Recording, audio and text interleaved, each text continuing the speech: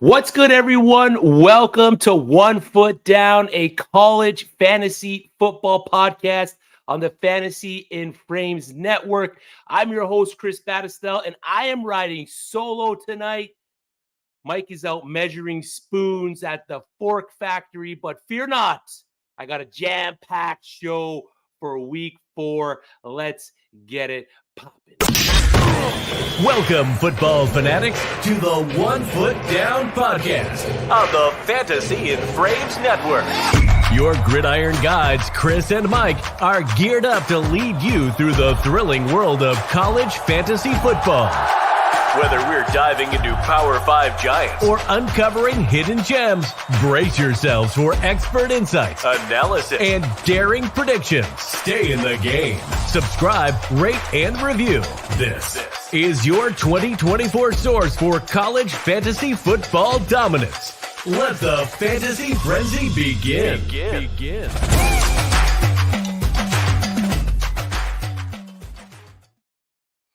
What's up, everybody? Starting a little late today, but fear not. We're going to run through this week 4 plays and fades. Mike, get well soon, brother. We are expecting you for week 5, the halfway point, or nearly the halfway point for the college fantasy football season. I'm Chris Battistel, and this is One Foot Down, a college fantasy football show. Like the stream, subscribe to the channel while you're here. And if you have a question, drop it in the chat, and we will answer it live on air. There's no need for a lot of the banter that we usually do in this show because I would just be talking to myself, and that would just kind of be a little weird. So we will get right into the top performers of week 3 and jump into my plays and fades for week 4. We'll give you one for each position of play and fade across the board. Speaking of week 3, we saw some heavy producing fantasy producers at each position, starting at the quarterback, Western Kentucky Hilltopper, backup quarterback, Caden Velkamp, threw for 398 yards, 5 touchdowns, rushed for 1. It was good for 41.92 fantasy points. He was the top producing quarterback across the college fantasy football landscape. He played Middle Tennessee, and he's rostered at about 12% of Fantrax League. He took over the starting position for TJ Finley, who hurt his leg the week before and is expected to miss multiple weeks with that leg injury. So if Velkamp is on your waiver wire, and you can look into a little bit of Western Kentucky's future and see what they got lined up in the next few weeks, you might want to line up Velkamp for your waiver claims. Speaking of waiver claims, make sure you keep an eye on the Fantasy in Frames Twitter channel and the fantasyinframes.com website for our waiver wires for week 4, dropping soon. Dropped by Jorge Edwards. The top performing running back for week 3 was none other than UCF running back RJ Harvey, 180 rushing yards, 2 rushing touchdowns, 1 reception, 29 receiving yards, and 1 receiving touchdown, 41.4 fantasy points versus TCU, the top producing wide receiver, his second time on the list. San Jose State U wide receiver Nick Nash, 17 receptions, 235 yards, 3 touchdowns, good for 49 fantasy points. His second time, like I mentioned, at the top of this list. Justin Lockhart, the other wide receiver on that team, 4 receptions, 109 yards, and 1 touchdown. And the next highest targeted wide receiver only had 2. So you can see where a lot of that production for San Jose State gets funneled to, and that's Nick Nash. The top producing tight end, he got close in week 1. He was the overall tight end 2, but this week he crosses the finish line as the overall tight end 1 for week 3. And that's Jack Betch out of TCU. He played UCF, a lot of fantasy points in that game. 9 receptions, 200 yards, and 1 touchdown. Good for 30.5 fantasy points. Those are your top producing players for the college fantasy football week 3 landscape. Caden Velkamp for the QB, RJ Harvey for the running back, Nick Nash for the wide receiver, and tight end Jack Betch. Let's head over to the chat. We got a couple questions. We appreciate everyone chiming in. Brandon Hellam, Baltimore turned into ball throw more and is balling no more. That's fair. That is fair. Jamie Manning, are we chasing him for one game? You could chase Manning for one game, especially if Quinn Ewers is going to miss quite a bit of time. We saw him use his legs quite a bit. Arch Manning did in that relief appearance for Texas. That offense is going to be what you're going to want to get a hold of. Anytime you get the quarterback in that Texas offense, there is a potential there for them to produce points. We know that Arch Manning has been raving about that Sark offense, and that's pretty much why he stuck around in Texas and didn't transfer out, was because of the potential output that he could have as the Texas starting quarterback. So might be a little weary this next game, but if Quinn Ewers does miss a good amount of time, you definitely want to start picking up Arch Manning. Jamie also says he stole Nash off of waivers. I'm not giving him a That's right. No Smith. Big bust. Nash waiver claim. Just putting up fantasy points week in and week out. We appreciate everyone tuning into the show. Jamie and Brandon hopping into the chat. We appreciate each and every one of you. Make sure you subscribe to the Fantasy in Frames YouTube channel. It helps us help you. But nonetheless, before we hop into some of the plays and fades for week 4, I'm going to give you 4 names that you might want to target on your waiver wire that are owned in under 50% of leagues. Quarterback Josh Hoover out of TCU, high volume passer on that TCU offense. Anthony Hankerson, running back out of Oregon State, has held a healthy amount of workload through 2 weeks. And then last week, we saw him hit that 20 rush threshold, and he looked like the RB1. I don't know. I have to dive a little bit deeper into what happened with Jamoyus Griffin, the other running back in that room who he has been splitting time with. He kind of took a back seat to Hankerson in that last game. But if Anthony Hankerson is on your waiver wire, both guys are in the teens when it comes to totes. He saw a little bit more of the receiving usage in his past game. Giles Jackson, wide receiver out of Washington, sees a good amount of usage in their pass attack. And he's owned under 50% of leagues. He's going to be a guy that you're going to want to be putting on your roster. He's in the top 35 of weekly scorers for the college fantasy football year so far. And the fact that he's owned in under 50% of fantasy leagues just tells me that we're sleeping a little bit on this Washington offense.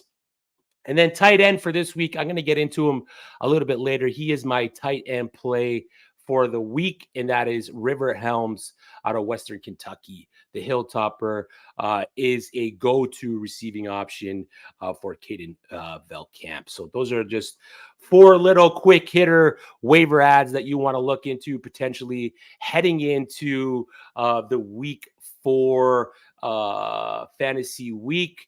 Again, Jorge Edwards and Fantasy and Frames is dropping our CFF waiver wire article very soon. So make sure that you turn on notifications for that. So without further ado, let's get into the plays and fades for week 1. Like I mentioned at the top, this is going to be a quick episode.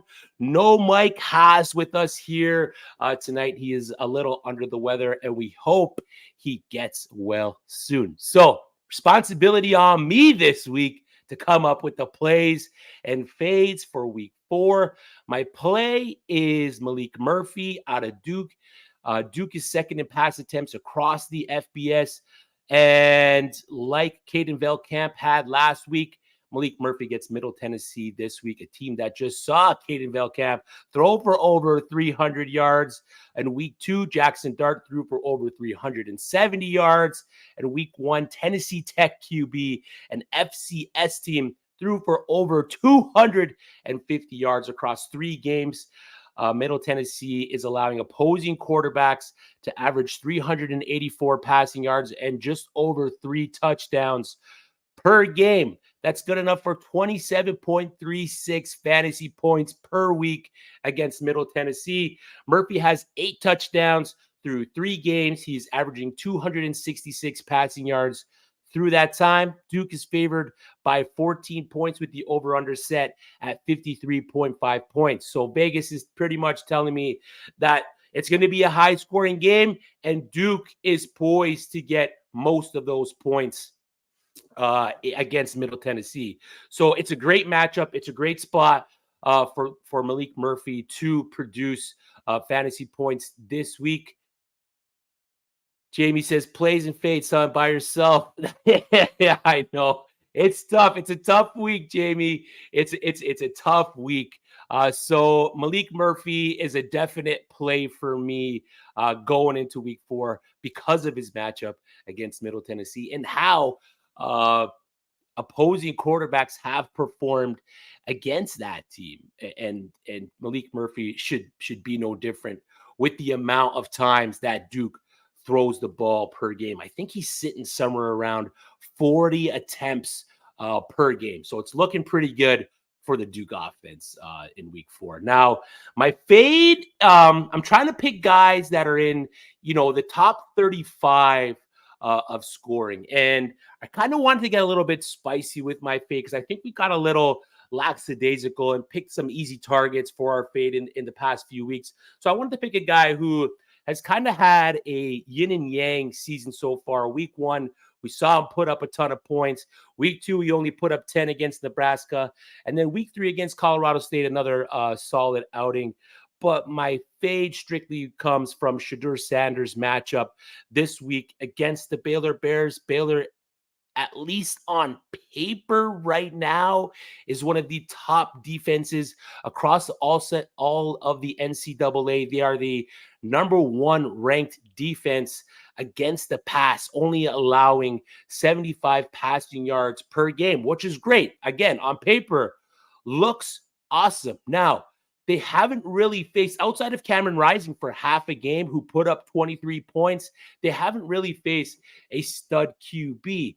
If you look at the teams they did face, Tarleton State, Utah, Tarleton State in week 1, Utah in week 2. Again, Rising had a good first half. He missed the second half with that laceration on his finger. And then they faced Air Force, who I don't even know if Air Force really throws the ball downfield. I don't even know if Air Force knows what a forward pass is at this point in the season. So if you look at what the Baylor Bears defense is, yes, on paper, they look great. Against opposing quarterbacks, they have looked pretty good, but it's the level of opposing quarterbacks that they have faced. And where Shedeur Sanders struggles is when teams decide to put pressure on him.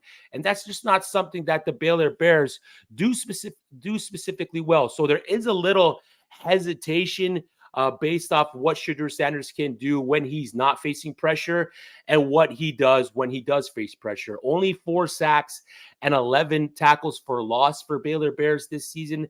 So it's not something that they overly excel at defensively. But if I'm going to pick one guy that I think could falter based on the defense that he is playing, the secondary that he is playing in Baylor, I'm going to go with Shedeur Sanders this week. So my play is Malik Murphy against Middle Tennessee, and my fade is Shedeur Sanders against the Baylor Bears. Jamie says, if Baylor can hold down the Utes to minimum points, Colorado could lose this game. And that's fair. That is fair. But again, Cameron Rising only played half a game. And in that half, he put up 23 points. So it's going to be interesting to see how Baylor plays against Shedeur Sanders in week 4. And it's going to be interesting to see what Shedeur Sanders or how Shedeur Sanders reacts to that Baylor Bears secondary. So I'm going to sit him this week. If I have Malik Murphy on my bench, if I have Malik Murphy on my waiver wire, I am very, very comfortable starting Malik Murphy over Shedeur Sanders in week 4. So that's the QBs heading into the week. Running backs, there are some great options. My play for the week is Malik Sherrod out of Fresno State. He's got New Mexico this week. A great matchup for Sherrod. The Lobos have allowed a 100-yard rusher in each game they have played so far. Opposing offenses are averaging 7.3 yards per carry. And if you're looking at what Sherrod has been able to do on the season, he started off slow. Week 1 against Michigan, he was pretty much non-existent. And week 2, a game where you expected Sherrod to really ball out against an FCS opponent, he only averaged 2.5 yards per carry.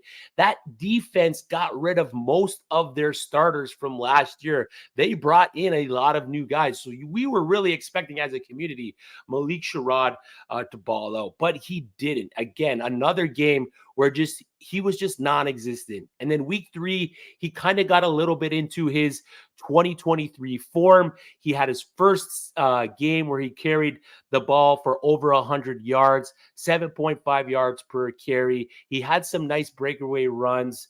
But the hope here is that he continues rolling in a plus matchup against a team that is looking to control possession for most of the game and run the ball. That's New Mexico. I'm expecting both of these teams to utilize the rush pretty heavily and try to play keep away from the other team. With that, Fresno State are 20-point favorites heading in to the week so far, which could lead to a positive game script for Sherrod if Fresno State gets up pretty early. The over-under is currently set at 48, so they're not expecting a ton of points to be scored, but they are expecting Fresno State to score the bulk of them.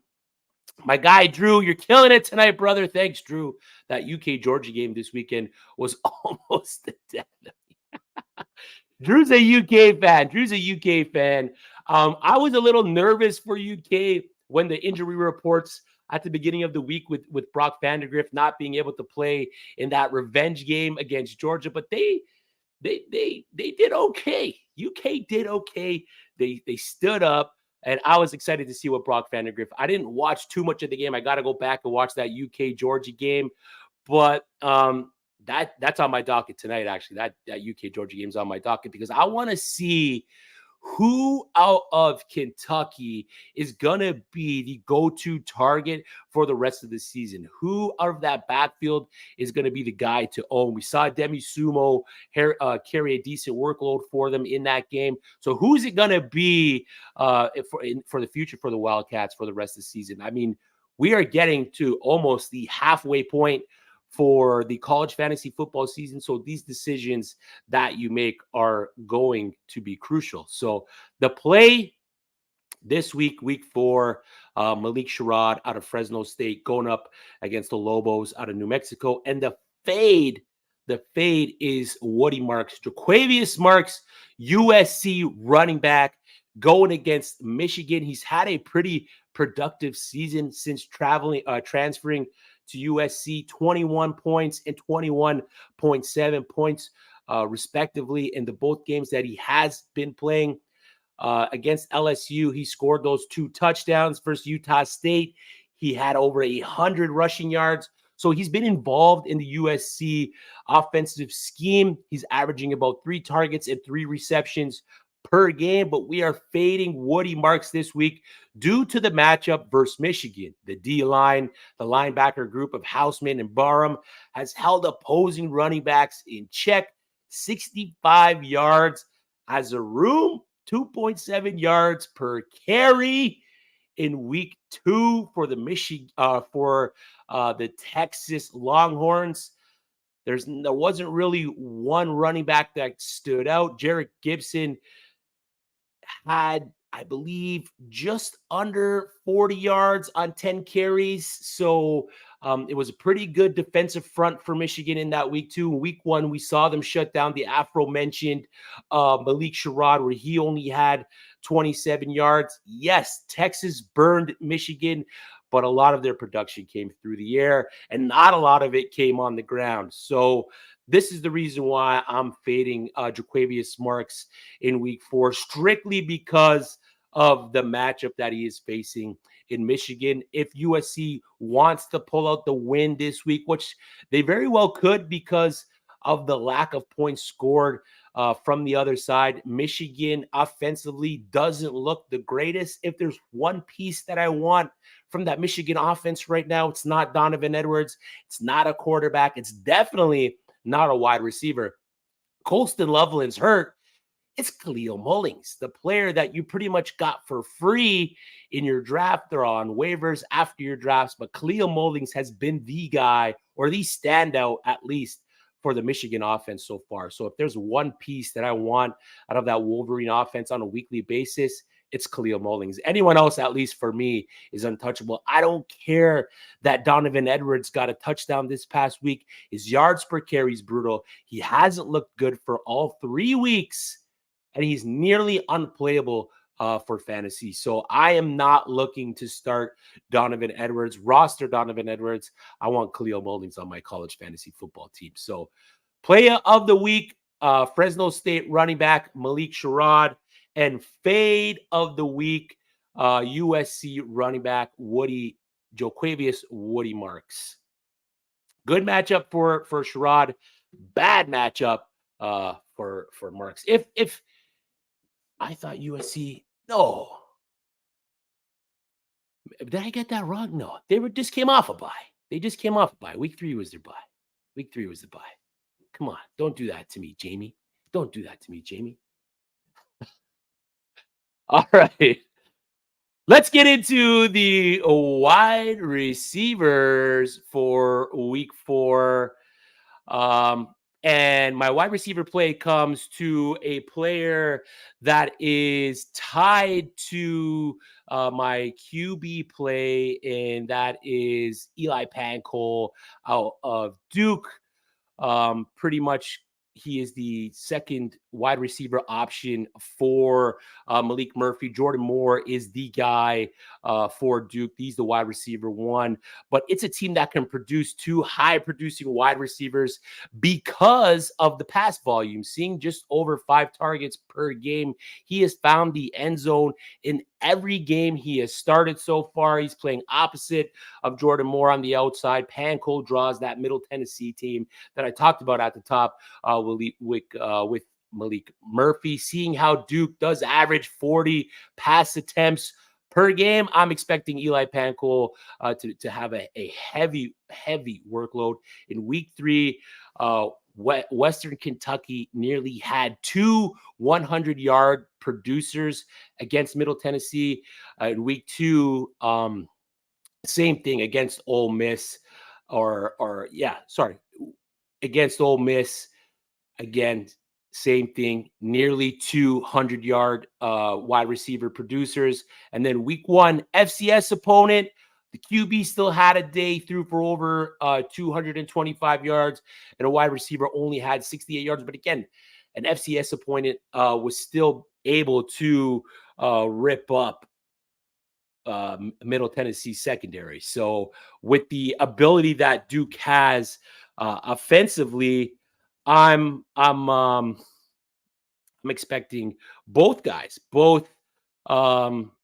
Eli Pancol and Jordan Moore, to have big days, along with Malik Murphy. But what I'm trying to do with the plays here is pick guys that are outside of the top 35, top 40 of fantasy scoring on a weekly basis, and pick guys that are in that spot, in that top 30, 35, top 40 of scoring. And a guy, my fade is a guy that's just on the fringe of the top 35, and that's Kevin Concepcion, diddle-diddle-dee, out of NC State. He draws Clemson this week. A much easier sit or much easier fade for me, considering that NC State just named CJ Bailey the starter with the injury to their starting quarterback in McCall. The true freshman draws the Clemson Tigers as his first game named starter. Carson Beck from Georgia did look good that week 1, but overall didn't have a great fantasy producing day. Week 3, we saw Joey Aguilar from App State producing garbage time. So again, he had a decent day, but a lot of it was when Clemson pulled a lot of their starters because they were up pretty big.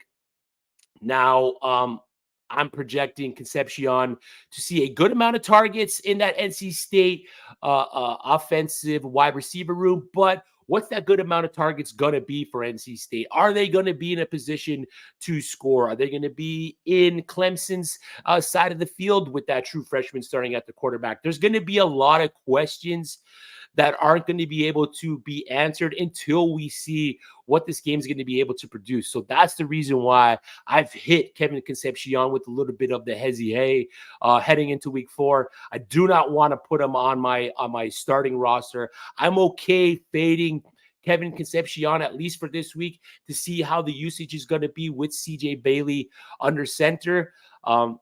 Can CJ Bailey effectively move the ball downfield like a team that is Clemson? In Clemson too, so that's going to play a big part of it as well. Can they do it? Can he do it? It's going to be a big test for CJ Bailey for his first start. So that is the reason why. I mean, you never really want to sit your studs.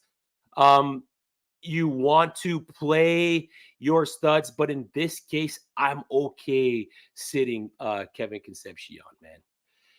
Jalen Noel is my play for this week. Back-to-back 100-yard games with the TD, and they play Arkansas State. Yeah. Jalen Noel is another must start. Jalen Noel, Brendan Presley, these are guys that you were able to get a little cheaper in your drafts who have come out and produced at least early in the season on a weekly basis. So, so play Duke wide receiver Eli Pancol, the senior, might be a standout in the Senior Bowl, a name you might want to watch out for once that time of the season comes. And my fade for the wide receiver position, week 4, Kevin Concepcion. All right, let's head into the last position of play for me for the week. That is the tight end. And we've seen some good producing tight ends for the college fantasy football season. Like I mentioned at the top, Jack Betch, who's got that dual designation, cheat code. Orlando Gadsden's been pretty good. Harold Fannin has been solid. So a lot of the guys that we were projecting at the start of the year to be solid producers at the position have been that solid producers at the position. So my play this week, again, a guy I'm trying to pick outside of the top scoring tight ends, out of the top 35, to help you guys look for possible streamers, or if you have bigger starting rosters, try to find guys for you that you can plug in this week and not have to worry too much about. And that one for me is Western Kentucky Hilltopper tight end River Helms. Veltkamp as the starter for WKU. I wanted to see where he was going to distribute his targets, and Veltkamp was heavily targeting the middle of the field, either short or just outside of the sticks. And if you break down where Veltkamp was distributing the ball in those positions, it was to River Helms. River Helms was the guy who was soaking up a lot of those targets, seeing a lot of the production for himself come in the middle of the field, either short or just above the sticks. The Hilltoppers get Toledo this week, who are allowing a lead receiving tight end to average 8.2 yards per reception. So through 3 weeks, Toledo has allowed opposing teams, tight end ones, to see 8.2 yards per reception, which is great when you think about a tight end like River Helms, who last week when Veltkamp was the starter, was the second highest targeted receiver tight end on his respective team. So Toledo had Mississippi State last week. I'm going to butcher his name. Seydou. I'm going to say it a couple times, so at least if I get it right, I'm going to cover my bases here. Seydou Torre was the second highest targeted option for Mississippi State. So that's a good sign for what River Helms might see heading into week 4. Again, for me, the start's coming down to the matchup against Toledo. It's a team that's going to allow Western Kentucky, just like Middle Tennessee, to throw the ball and make a lot of easy completions. And if River Helms is the guy that Western Kentucky uses as the safety valve for their young quarterback to be able to just move the ball downfield, move the sticks, and get closer to be able to score points. He's a start for me. So if he sees anywhere between 6 to 8 to 9 targets in this game, he has the opportunity to catch 5 to 7 passes, see a good amount of yards, and if they use him in the red zone, River Helms has the possibility to see and catch a touchdown. So Jamie says Ty Felton is the guy to watch for the Senior Bowl. Yep, not in any 2025 draft belts. Yep.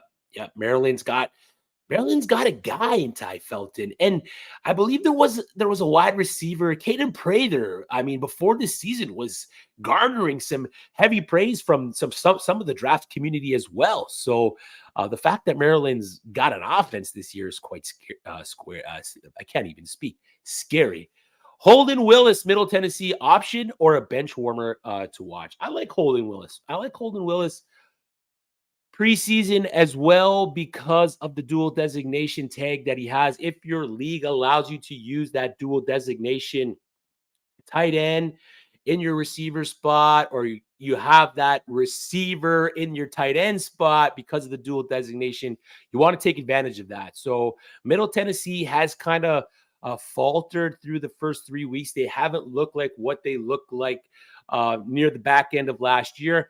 But the fact that opposing teams are able to have their way on or with Middle Tennessee's defense, that leads to a positive game script for the Middle Tennessee offense and Holden Willis. So it's tough to say he is an option for you to start on a weekly basis, but there's only a few tight ends that have that dual designation, and you kind of want to start those guys over the others. I mean, if you have a better option, absolutely start him over Holden Willis until we see that Middle Tennessee offense kind of come into form and be what they were at the end of last year. He's not someone that you want to drop because of the potential and his role in that Middle Tennessee offense. So hold Holden Willis for now. All right. My sit, and this comes from if Preston Stone is starting, you might want to consider RJ Maryland. But if Kevin Jennings is starting, RJ Maryland is a sit for me. Completed 50% of his passes last week when he was named the full-time starter for SMU. He averaged 4.4 yards per attempt. That did Kevin Jennings. And after week 1, the volatility is just too high to trust a walking landmine like RJ Maryland.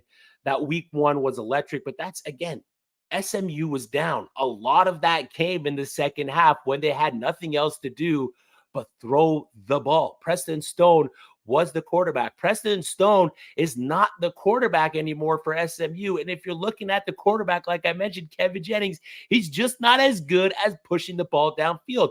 And that's something you want out of your quarterback when you have an athletic tight end like RJ Maryland. And if you look at what TCU, that's who SMU is playing this week. Projected possibly to be a high-scoring game. 57.5 is the current over-under. I don't see SMU putting up a lot of points with Kevin Jennings under center. USF tight end last week, Randy Pittman, had somewhat of a midday, but for fantasy purposes, he was useless. You weren't starting Randy Pittman last week at the tight end spot against TCU.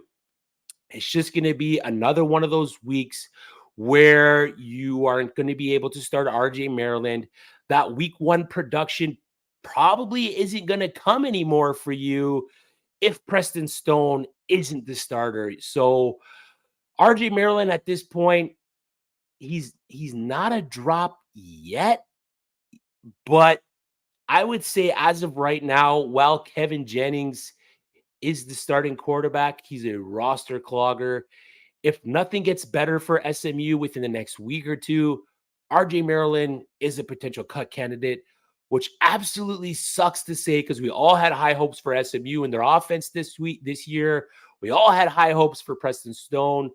We were expecting RJ Maryland to see a bulk of the passing work in that Mustangs offense. So it's sad to say, it's a sad, sad day for RJ Maryland fans, but RJ Maryland, at least for week 4 and on, until Preston Stone comes back, is a sit.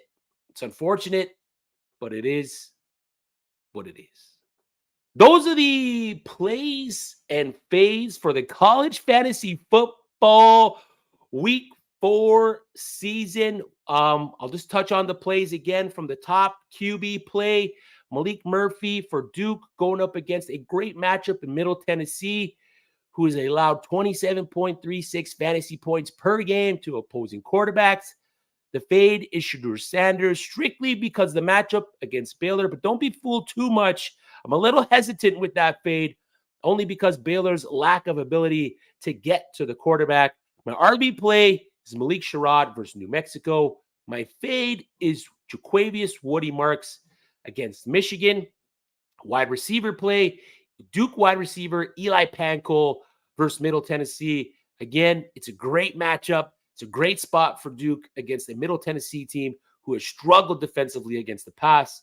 My wide receiver fade is Kevin Concepcion versus Clemson in the Textile Bowl with CJ Bailey named the starter. I'm just not expecting Kevin Concepcion to see a whole lot of opportunity to score touchdowns.